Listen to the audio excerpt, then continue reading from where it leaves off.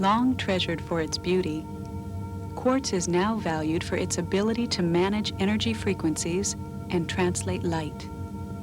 Yet it is a belief in the ability of quartz crystal to receive, store, and transmit personal energy that has captured the interest of large numbers of the American public.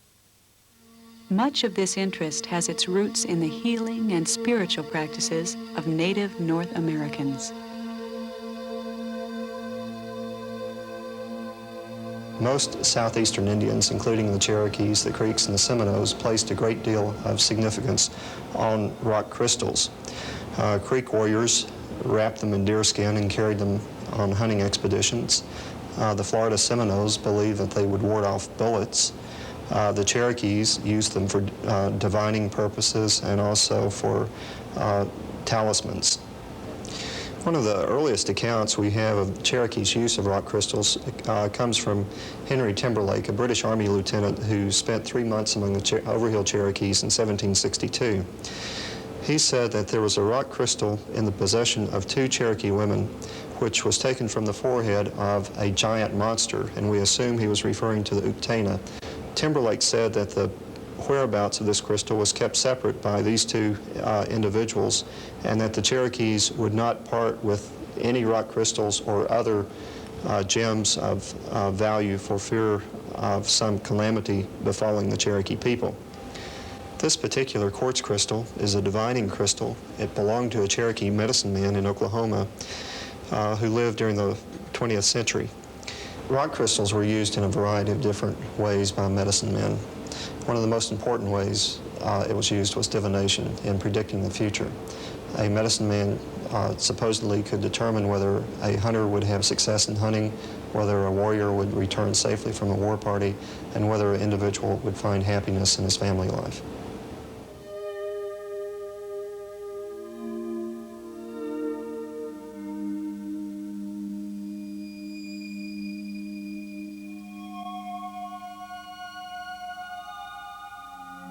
An academy that studies historical metaphysical practices has been established in Taos, New Mexico, in an effort to standardize the art of crystal healing.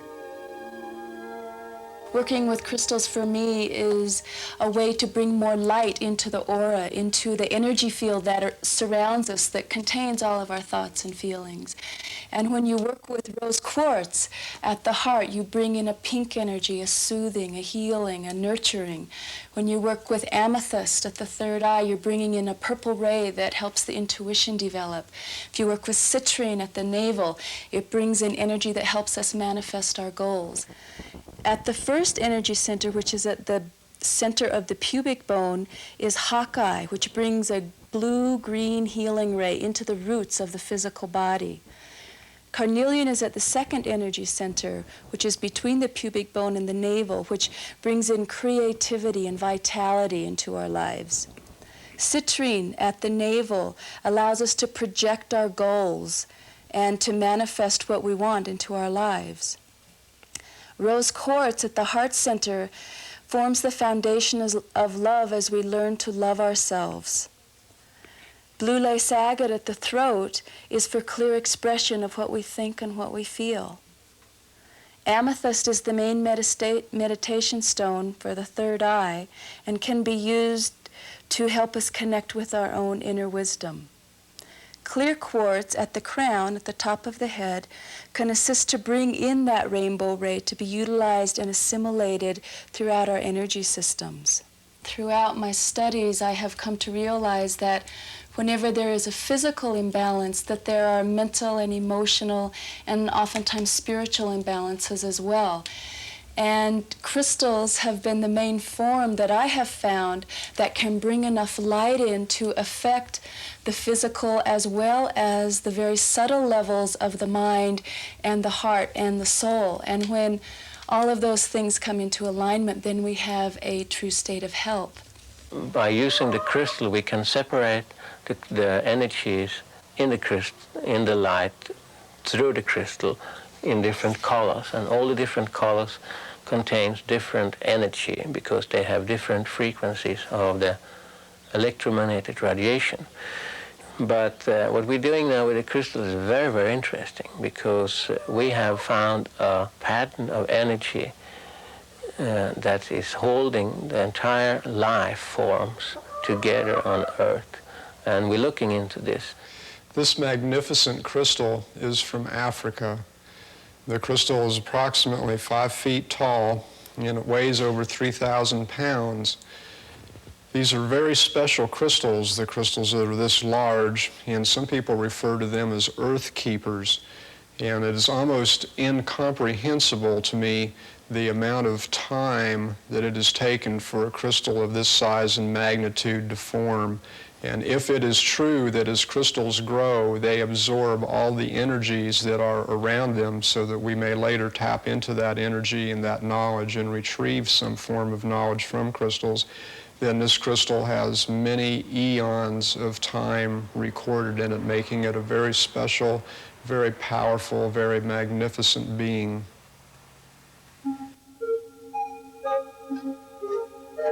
The properties of quartz keep us on time and in touch with the pulse of daily life. Made of silicon and oxygen, quartz has become a piece of hardware that embodies the integrated circuit industry. We have here two high-tech materials which are so different but so similar. In my left hand is quartz. This is silicon dioxide. It's silicon plus oxygen. If you take the oxygen away, this transparency suddenly becomes silicon, which is an element. By just simply cutting a quartz crystal in a particular geometry and size, you can affect the frequency with which a resonating electrical signal may be produced, and that signal is what we use to regulate the operation of our watches and our computers and many other electronic devices in our society. This is just an everyday, ordinary electronic chip that may be found in your car, in your toaster, in your computer. It plugs right in. But what is on the inside is what's really important, what makes the chip tick. That's what we grow within our semiconductor fabrication lab. This wafer is composed of many identical chips all across the wafer that we have grown silicon dioxide onto in patterns in order to form the particular kind of device that we want, so that we get the electronic properties that we're looking for.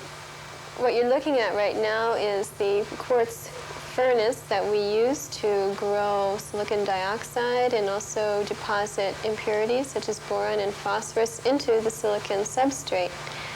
And this is a high temperature process, typically between 900 degrees Celsius and 1200 degrees Celsius. And it allows us to grow a very pure, very high quality silicon dioxide layer for use in the semiconductor field. The importance of having quartz tubes in our furnaces is so that we can perform the high temperature processes that we do, such as growing the silicon dioxide. For the quartz tubes can withstand the 1200 degrees Celsius temperatures that we typically use in the oxide growth process. Silicon has become the hope for electrical energy for mankind. If sunlight impinges on this black crystal or various other forms of silicon, you can generate electricity. In nuclear medicine, we use crystals as a way to make images or pictures of gamma ray distribution in the body. And these, we inject, first of all, the radioactive materials into the body. They emit gamma rays. That hits the crystal, and that causes flashes of light, which in turn makes electricity. And the computers place this into a picture or an image so that we can see inside the body in any organ that we wish to see.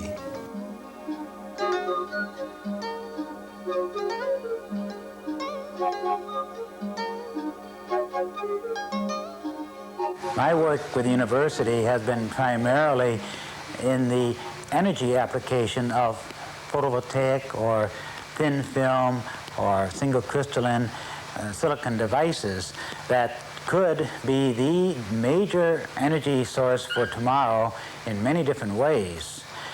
The nice thing about advances in the science is they can make very thin films, as shown by this piece of equipment behind us, what we call vacuum deposition. And so use very little silicon in order to produce an effective energy generating system using the sun's energy.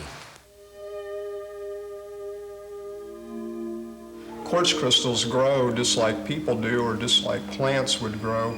Quartz crystals start small. They start from a seed, so to speak.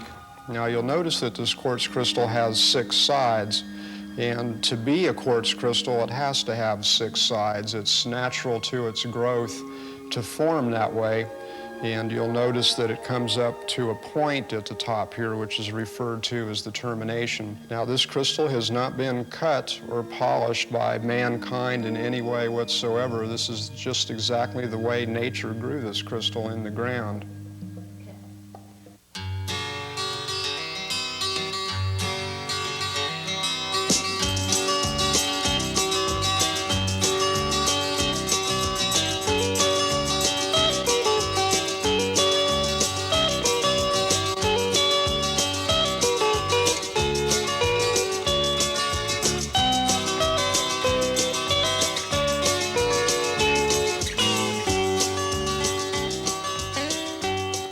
Really, to start it, we farmed, and we had a wagon and team, and at that time there wasn't a road up to the mountain. It was just a pathway, you know, we would just walk up.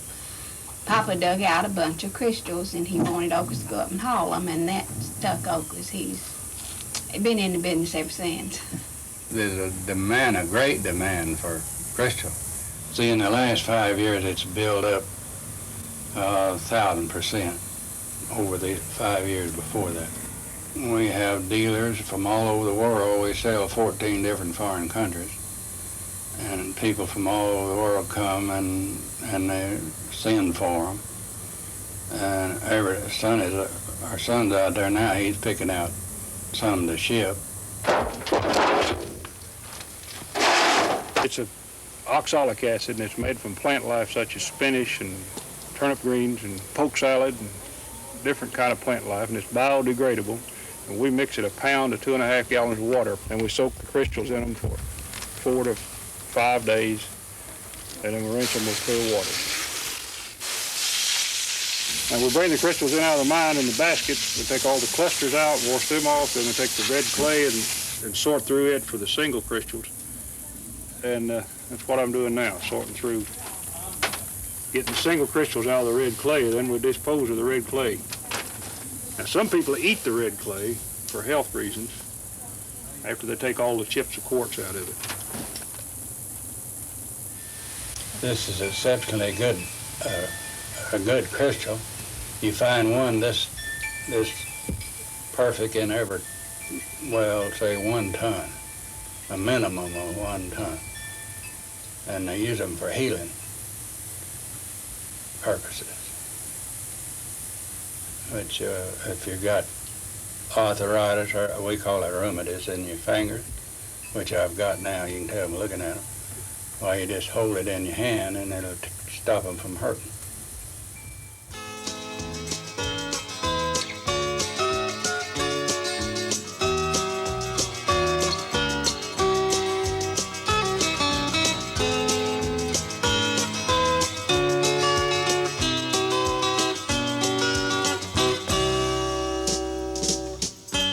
I see the future of crystal mining as steadily growing because, well, the main market now is a new age market, but there are millions of people on this planet that can benefit from the uses of crystals, and I see it, the quartz crystal, as a primary mineral for people. It is an introductory kind of mineral into what crystals are doing for people. Yeah, we're buying them in Arkansas in USA, and we're going to Brazil to get them. And in Brazil, it's kind of more larger, so we have to drive around for days to find them. And then we're bringing them back to New York and Los Angeles and Florida When we come back from Brazil, David and I will come. People will be on the phone, 2 or 3 phone calls, and we'll have 25 people in one night come over to our house, wherever we're staying, and to look at these crystals because they want to see them. They're thrilled about them. They're excited. It really is something that people are looking for right now.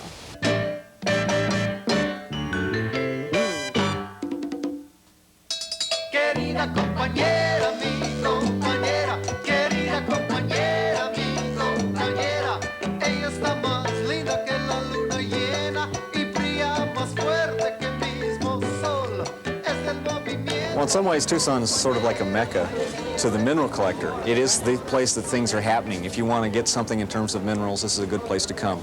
Basically, the purpose of the show is to provide a place where gems, minerals, and lapidary products are for sale, and also to educate the public about earth sciences. So we have exhibits from about 25 or 26 major museums from all around the world, plus a lot of private collectors.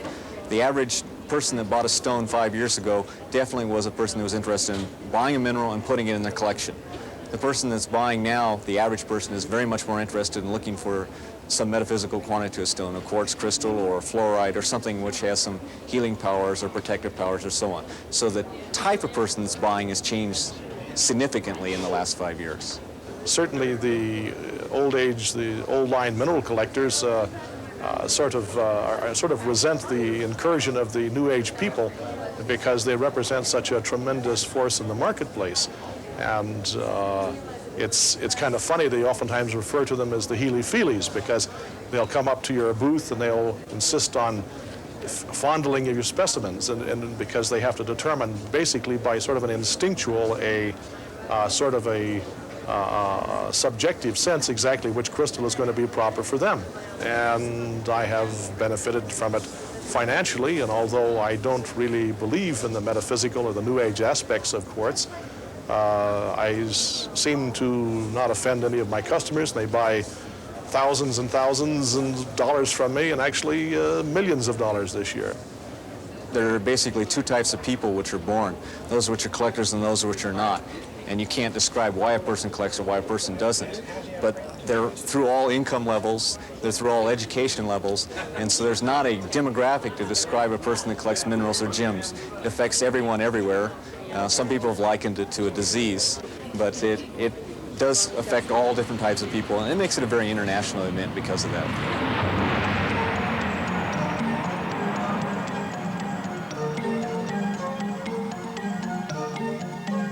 The purpose of the Crystal Congress is to be a forum for the coming together of all the aspects of the crystal interest right now. And there's so many fascinating and wonderful subject matters that are being talked about right now with crystals that what I saw was that there was a need for a place for all of this to come together. And what better than in a Crystal Congress where we could represent all points of view without representing any one point of view, where we could see the best of what people in all types of different fields were doing and share that with the large body of people who are interested in all these different aspects of the crystal phenomena. I buy crystals and love to wear crystals from my connection with nature. And about 5 years ago, friends of mine showed me some crystals, and I immediately had this feeling of energy and also of a calmness. And so I started buying crystals first to hold, and now I like to wear them, and also have started wearing fluorites. I'm involved in crystal healing, and this crystal is a seed crystal. And with the feathers involved, I also collect feathers. And the combination of the two makes it a really dynamic piece because it can be used in healing and also can be used to attune yourself to the vibration of the crystal and to the client that you're working with. I started studying these back in 1973. I was with IBM for 27 years as a senior scientist. Now, I retired in 1984 and devoting my life to the study of these crystals from a technical standpoint as bioenergetic transducers to transcend or transform the energies that we create with thought. Above all, what we release from our body when we think well of a person or love one another. I'm attracted to crystals because there's a certain energy about them that really makes me feel well. I'm also a Christian, and I believe that Jesus Christ is the only one that heals. And at the same time, although I renounce the works of darkness and metaphysics, I do think that there is a certain energy that's channeled through crystal, just as there's an energy that's channeled through trees and rivers and all the natural things of the earth. Let's see, I got my first crystals on my 7th birthday. I was 7 years old, and I'm 62 now, so that's how long I've been working with crystals, give you an idea. See, I'm that old. And no one worked with crystals at the time except people within certain groups, family groups, had crystals, and they passed that knowledge on. It was always passed from mother to daughter. And if there were no daughters, then it was passed to the son. Like in my case, there were no daughters, so as one of the sons, I received the knowledge from my mother, so to put it. I would say that up until 1983, there were about 6 or 7 people teaching stories on crystals and stones and stuff like that. In 83, it just burst open. It seemed to be thousands of teachers coming out of the woodwork. They were coming from all, every one of my students became a teacher. I have thousands of students, they were all out there teaching. And crystals which were like $5 for 20 pounds, all of a sudden became $5 for 10 pounds, and then $5 for 5 pounds, and pretty soon they start selling them individually. So you start buying stones. Today, you buy them by pieces.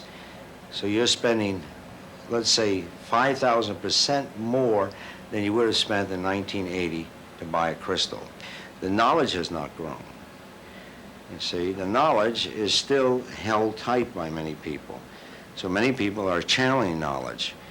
And what we do, for instance, if I was using a book comes out, I get a book, and I test what the book says. The book says that a rose quartz says this, this, and that. I try to find out if it does or doesn't as a researcher.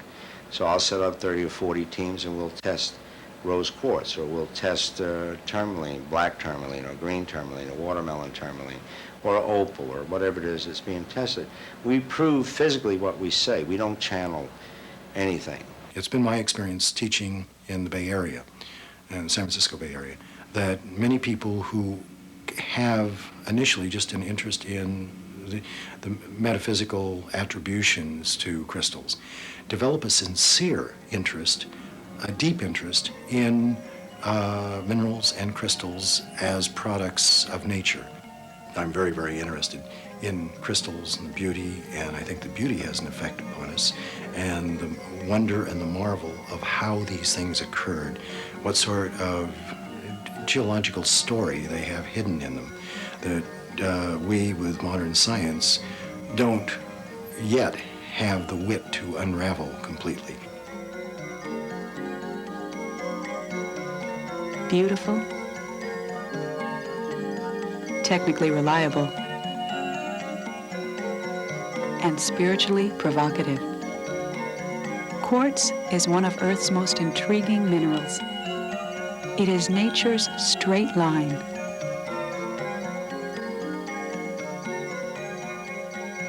You want to know where it's been since I started? It's been where you might sell 10 pieces a year to where if you don't sell 10 pieces every 10 minutes, something's wrong.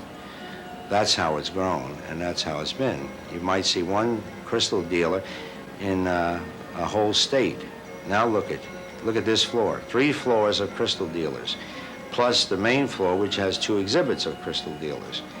And that's not half the people in this area who sell crystals. The future of crystals at this point, as I see it, is very wide open.